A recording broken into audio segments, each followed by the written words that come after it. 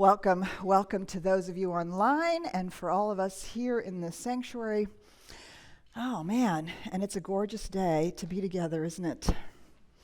So we're talking about Unshackle the Mind this morning, and I had to stop and think about, why did I choose the word unshackle? It's kind of a weird word, isn't it? Unshackle the mind. And I thought, well, normally they talk about chains, the chains of bondage, unshackle the chains, and the chains of your mind, right? Release the chains or whatever. And all I could think of was the Christmas Carol and Marley with all those chains wrapped around, right? And all the big padlocks. And I thought, ooh, that's a lot of work. Try to get rid of those chains, right? And they're dragging them down. And I realized that the reason that I picked unshackled is, many of you may know this about me. I'm a horse lover, and so I had a horse and carriage job in Philadelphia when I was younger. For the bicentennial, I drove horse and carriages around downtown Philadelphia and gave the bicentennial tours when that first happened. And there's a lot of buckles on the harness of a horse and carriage. Let me tell you, it takes a very long time to back a horse in and start buckling all of that up. And then at the end, when you're done for the day and you bring everything back to the, it was really a garage in downtown Philadelphia, believe it or not. And they, it's a lot of individual buckles. But for me, somehow, that idea of one buckle at a time actually feels more doable than this giant chain that we're wrapped in, right? That our mind is chained by false beliefs or old ideas. But really what we're doing is we're unshackling it one buckle at a time, one false belief, one old pattern of thinking, one limitation, or simply one idea about our sense of separation.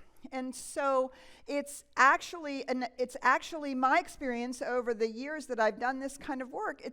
It's you can actually feel it, you can see it, one buckle at a time, unshackling we don't have to get the whole chain off before we start feeling free. I guess is really the point, right? We begin to feel that loosening, we begin to feel the freedom as we work and we do one thing at a time. So I have 4 key elements that I want to talk about today, 4 key things in terms of how we can unshackle our minds. We talked about awakening our heart last week, and so this week we're talking about how do we bring our mind in onto the game of flying free. So the first thing is that I want to talk about, the very first thing we talk about this a lot in our classes. If you haven't taken a class, please do sign up. To unshackle our mind, the very first thing we have to do is we actually have to pay attention to what's going on in our minds. What buckles need to be unbuckled? And how many are there? And how are they all in a row? Are they just all in a row, one right after another? Or do they have some over here and some over here? And right? So we have to pay attention. We call that paying attention to our self-talk. Paying attention is the first piece. Self-talk is the first idea I want to talk about. And the first thing to do with self-talk is we have to start paying attention to our self-talk. But paying attention to it isn't enough. It isn't enough to notice our self-talk. What we actually want to do is be in charge of our self-talk. That's what we actually want to do. We want to be talking to ourselves instead of our brain talking to ourselves. Right, you know what happens when our brain talks to us? We get the committee. Do you have a committee? I have a committee. There's a lot of people on that committee, and they all have things to say, which I no longer want to hear. That doesn't jive with who I am, who I want to be, or how I want my life to be. And so what I have to do is I have to decide that I'm the chairman of my own committee, and I have to dismiss all those other people, and I have to decide what I'm going to talk to myself about. So I had this revelation as I do. I think about the talk for quite a while. I start planning it over the week. And so I had a lovely massage. I had a birthday gift. I had a lovely massage. It was fabulous. I was laying on my massage, and I was thinking about the talk. And all of a sudden, I realized that what I've learned to do on the massage table is the entire time I'm being massaged, my brain is saying, let go. Let go. Let go. Let go. Just let go. Rather than thinking about what I should do tomorrow, rather than falling asleep, rather than trying to relax, rather than actually trying to do anything at all, what I'm doing is I'm having my self-talk participate in what's going on. And of course, with a really good massage therapist, you know, it's those hurt so good moments. And I don't go, ouch. And I don't go, oh, where does that come from? And I don't go, oh, God, I have that pain again. And I don't go, oh, I always carry my tension there. I don't go any of those places. My self-talk, let go. Let go. Let go. Do you see, that's what it means to use our minds to pay attention to our self-talk and then pay attention to what it's doing, to decide what it's doing, to engage, using our minds to engage with what we're doing in the way we want to engage, as opposed to talking to ourselves about how awful it is, about how hard it is, about all the things that have to be done, and blah, blah, blah, blah, blah, blah, blah, blah, blah. So I reflected on the other most recent experience I had about this, and many of you know I had a horrific fall last August in our cabin, broke some ribs. They thought I might have broken my back, and oh, it was terrible, and bruises all over my body. And so I laid in a camp chair. I laid in a camp chair for 4 weeks, basically. 2 weeks virtually not being able to move, and the other 2 weeks kind of, gingerly walking around. I was pretty mad the first 2 days. Like, what? I'd completely ruined my vacation. Couldn't I just enjoy my vacation once instead of having it be this big trauma?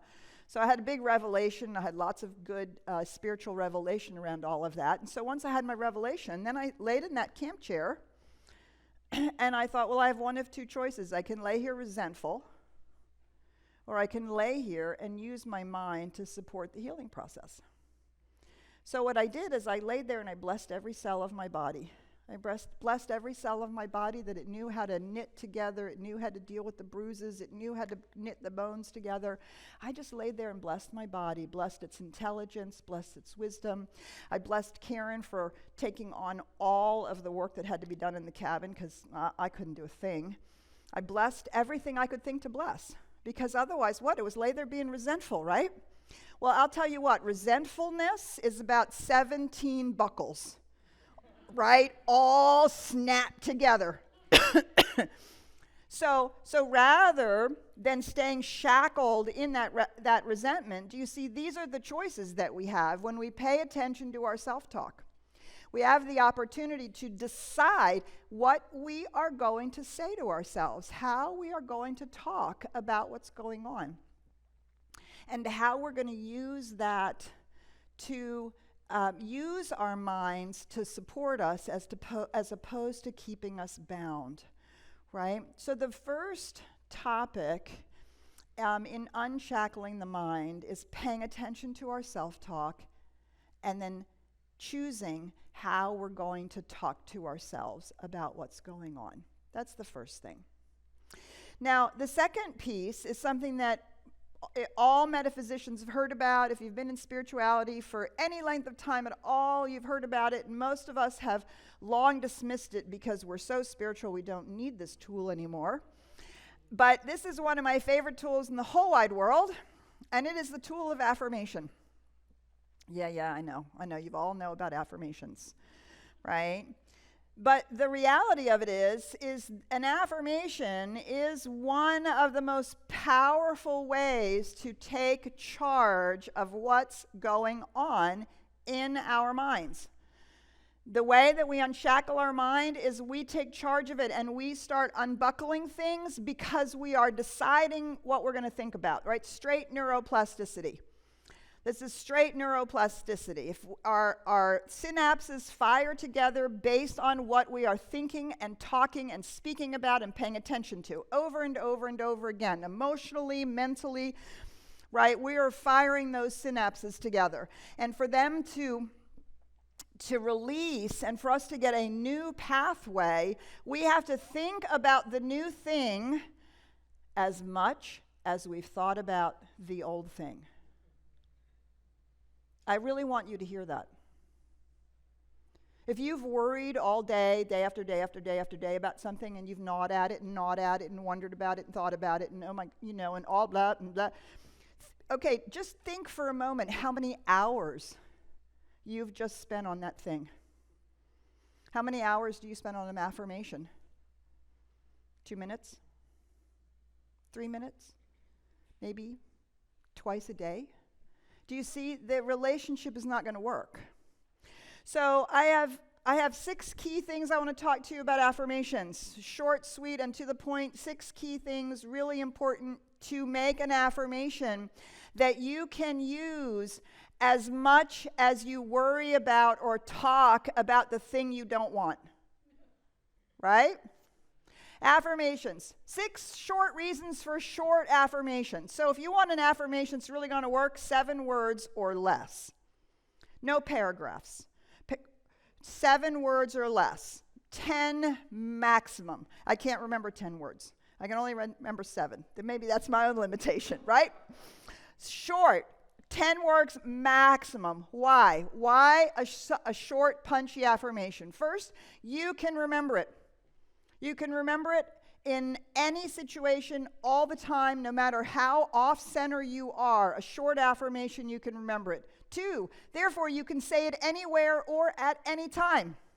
You can say it driving in your car. You can say it sitting in the doctor's office. You can say it when your spouse is yelling at you. You can say it when you're yelling at your kid. You can say it when you're feeling bad. You can say it when you're feeling good. You can say it anywhere, anytime. Doesn't matter what is going on. You can say it in the grocery store.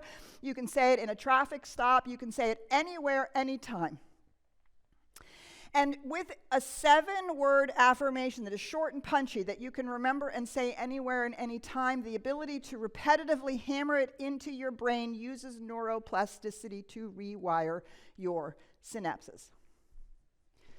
Remember what we just said about how much we've been using our brain to talk about, think about, and worry about? And, right, we have to equal that in intensity and duration with our affirmations. A long affirmation, we're not going to be able to do 100, 1,000 times in an hour, 10 hours a day, 10 days, which is probably how much worry and mental energy we've spent on the thing that we want to shift. 4, long ones are read and don't have the emotional or repetitive impact. So when we do a long affirmation and paragraph, it's all nice and flowery, and usually we want to cram as many words into it as we can because we really want to fix our whole life at once, right? It has no emotional content. By the end of reading a paragraph or paragraph and a half, you're just reading it, right? Yeah, okay, good. That, right, where there's no emotional content and we aren't getting the repetitive hammer that we need to build a new synaptic pathway. The synaptic pathway is built by the affirmative version of the Chinese water torture. Drip, drip, drip, drip, drip, drip, drip, drip, drip, drip, drip, drip, drip, drip. Right? We want to keep at it, keep at it, keep at it, keep at it, keep at it, keep at it. Right? Like the water that's running down a gully that continues to carve it deeper and deeper and deeper. Long ones are read and don't have the emotional or repetitive impact. Number 5, repetition is not possible unless it's short. This is what it takes to make an affirmation really work. Repetition, repetition, repetition. And repetition with emotional content can really help. But it truthfully is the repetition that makes the difference, because we're literally building a new groove in consciousness. We're literally building a new synaptic pathway. We're literally creating a new thought pattern by doing it. And it has to have that same kind of repetitive thing. So many of you have heard me tell the story. I became a non-smoker by 3 months of an affirmation. I'm a non-smoker. 3 months, repetitive affirmation, constantly using it. Cured myself of panic attacks. 9 months, non-stop repetitive affirmations. The same affirmation, over and over and over and over again. And finally, one of the best things about affirmations, I love this one. This is my favorite. My favorite. Repetitive, rapid-fire affirmations create white noise in our brain and keep us focusing on what we want to focus on while disciplining our minds not to go down the old pattern of thinking. It's literally a screen between you and the worry and the conversation and the talking and the da-da-da-da-da that's going on, right? The repetitive affirmations is literally a screen that you're putting up between what you've decided to think about and what your brain wants to think about. This is my favorite thing because, well, I don't really want to affirm it, but they say you can only think about one thing at a time. That has not been my experience. I can actually do an affirmation and worry about something at the same time. I think I'm not alone with that, right? So I literally, I don't know if I should confess this. Karen and I have just, over the last, I don't know how many weeks, we've just seen all the Marvel movies in timeline order. Oh my God. Which I'd only probably seen 3 or 4 of them anyway. So we just, that was our binge this last month. And so Thor with his hammer, right? Right? That swirly hammer. I mean, that's essentially what we're doing with a rapid fire, repetitive affirmation. I think literally you're creating a smoke screen between you and all of that nonsense that you don't want to get caught in. And so if we can create that smoke screen, right, our brain can't get caught. And now we can stay on this side over here where we've decided to. So the first 2 keys to things to unshackle our mind, one is to direct our self-talk, and 2, short, punchy affirmations. Now I have 2 more that I want to talk about. After Cornell comes up here and plays a fabulous piece of music, because we want to shift the energy a little bit. Yes, we're going to applaud Cornell in just a second. We want to shift the energy just a little bit because these first 2 are very deliberate, directive, very, active, engaged. The other 2 are a little more receptive, a little more open, right? So Cornell's going to come up here, and he's going to shift us into that state. So now, at home or here in the sanctuary, you can welcome Cornell.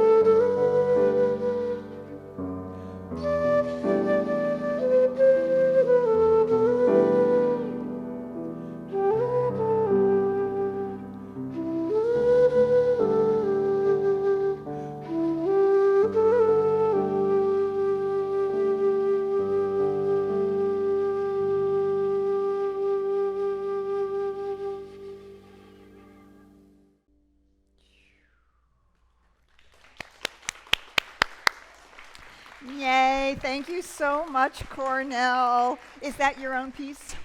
Yes. Tell us the name of it. This is called Returning Home. Returning Home. Thank you so much, Cornell. Thank you so much, Brad. Beautiful. Returning Home. Yeah, so that's what we want to talk about now. These two ideas, these two practices that allow us to return home to ourselves, which is a cornerstone to unshackling our mind. I want to read you this quote by Ernest Holmes. Our consciousness expands through meditation and contemplation, through conscious communion with the invisible.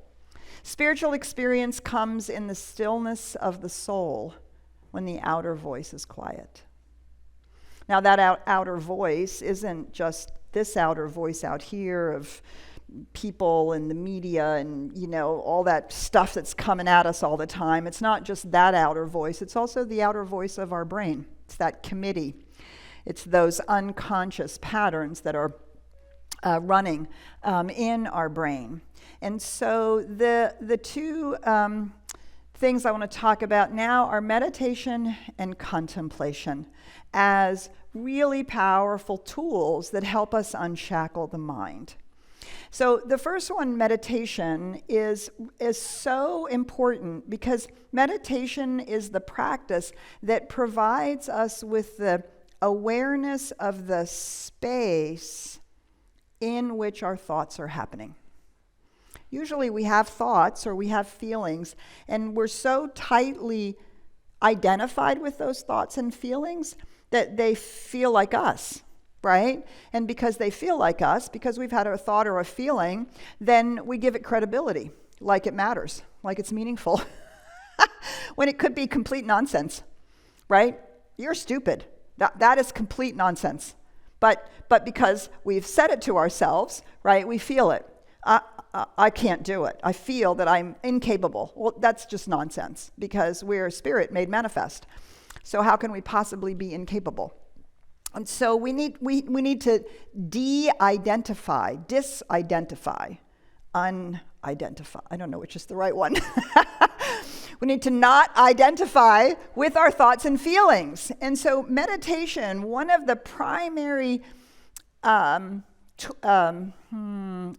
just benefits, but one of the primary things that we're doing in our meditation practice is we are practicing sensing into the space, the field of awareness, the field of consciousness in which thoughts and feelings are happening. Right? Because we don't try to not have thoughts. We don't try to not have anything go on, because it's never going to happen because our synapses are constantly firing. It's not about not having thoughts. It's not about not having feelings or sensations when we do meditation. It's about becoming so spacious that we don't get caught by our thought. We don't get caught by the emotion. We don't get caught by the feeling. We can sense it, observe it, watch it. We can watch it go by because we know that there's this larger thing happening, which is actually our awareness, which is the field of consciousness, which is not only our awareness, but is the field of consciousness, which is the universality of the truth of our being.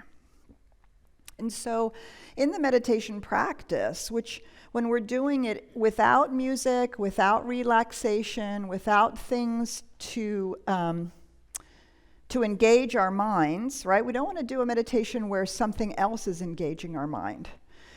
Our meditation practice begins to give us the discipline to pay attention to our self-talk. It gives us the discipline to think about what we want to think about. And in doing so, it gives us the awareness of this space. And the more time that we can spend in the awareness of the spaciousness of the field of consciousness, the less impactful our thoughts and feelings have, as if they were who we are. This spaciousness unshackles the mind in a way that no other tool can. So there's lots of ways to learn meditation, right? The most important thing is that we're not listening to music, laying back in our chair, trying to leave and go out into the universe. Have some out-of-body experience, right? All of that's wonderful, super fun. I listen to, New Age music and spa music on Pandora as much as the next one, but not in my meditation. We actually want to create space, and if there's music, if there's noise, if there's activity, and if I'm in that place where I'm almost going to fall asleep, I'm not creating space and I'm not paying attention. So in our meditation practice, when we breathe or we focus on the breath is the easiest thing to do, right? And we continue to focus on the breath and we simply allow ourselves to watch a thought go by. Deepak Chopra calls it paying attention to the gap. He talks about the gap between the words of a thought or between thought. I think of it as the field around it. People talk about thinking of our thoughts and feelings as clouds that go by or leaves on a stream. Well, you can spend so much time imagining your thought as a leaf on the stream that you're utterly invested in your thought, right? Because you're making the leaf, is it a maple leaf, is it red, what kind of a leaf it is, and we're all engaged in the leaf, right? Okay, we might as well be thinking the thought. No, the point is to watch the stream. Do you see? The point is to watch the stream and let the leaves float by between you and the stream. The point, if you are imagining it as clouds, is to watch the sky behind the clouds and to simply allow the clouds to pass. So we don't want to invest all this mental energy in making the thought into a cloud and kind of, and oh, there's another cloud. No, look, oh my God. Do you see what I'm? We're just now invested in the clouds as much as we were in the thought. But the imagery is good because if we imagine that our thought is like a cloud, it isn't a cloud, but it's like a cloud that is moving across the sky, we can, in our intentionality, we can send our awareness to the sky, to the field. Do you see what I'm saying? And now we're aware of this space, this field in which things are happening. To unshackle the mind, do you see we are shifting the mind's focus from what's happening in the brain to what's happening in consciousness. And we are completely changing its orientation. This unshackles the mind in no other way than in a way that no other thing that I know of can do, to create that spaciousness in our consciousness. Finally, Ernest Holmes, let's go back to the quote, meditation and contemplation through conscious communion with the invisible. Spiritual experience comes in the stillness of the soul when the outer voice is quiet. Ernest Holmes in The Science of Mind, he speaks a lot about things and he calls it meditation, and what actually it is contemplation. So contemplation is deciding to put a cloud in your sky of awareness, or to put a particular leaf on your stream, and allow that to reveal itself to you in this spaciousness. So what that means is you take this place of spaciousness, and now we unshackle the mind by contemplating ideas that are either paradoxical, because they're either paradoxical or they're very difficult for our brain to actually figure out. Things like oneness, infinity. How can I be part of a universal and still be an individual? What does it mean to know that my intention co-creates? How do I understand the universal principle? What is love from a spiritual point of view? Do you see, we can now take these seemingly almost impossible concepts that are foundational to our experience of the nature of reality from a spiritual point of view, and we can now place them one at a time in this spacious field of consciousness and let them sit there. And because we're not thinking about them, analyzing them, worrying them, right? We're letting them sit there in this spacious field of consciousness. They will reveal themselves to us. Infinity will reveal itself to you. The deep experience of what it means to be an individual and the universal at the same time begins to reveal itself in this infinite spaciousness. Because our brain isn't herring off in 47 million directions. Because by now, we have enough discipline and enough consciousness and enough awareness to stay focused for periods of time on whatever it is that we've decided to spend our attention on. And do you see, when we spend our mental attention on something, we begin to own it. And when we begin to own it, we begin to embody it. When we embody it, we become it. When we become it, we realize we were always that in the first place. Do you see? It's no longer an idea which I'm trying to reach. I'm actually allowing the idea to reveal itself in my awareness. And man, you want to blow the buckles off your mind, right? It's to take some of these ideas. How can I be whole when my body isn't? How can I be happy when I see the things that are going on in the world? How can I contribute to meaningful change when I feel so small? Do you see, these are all things that can be put into that creative field, that infinite spacious field, and they will reveal themselves to us. Our mind will do that work instead of being haired off with by what our brain is used to thinking about. Do you see the difference? Because our brain is where the neuroplasticity is required. Our brain is based on habits. Our mind is based on this spacious field in which we get to play. So, to unshackle the mind, self-talk, affirmations, meditation, and contemplation. Really powerful tools that we can learn and practice. And I don't care how much you don't think you can do it. I speak from very personal experience that we can all practice these things. That's why we have classes and all the things that we do together. So this week, pick one. Pick one of those 4 things and decide that's what you're going to do this week to unshackle your mind.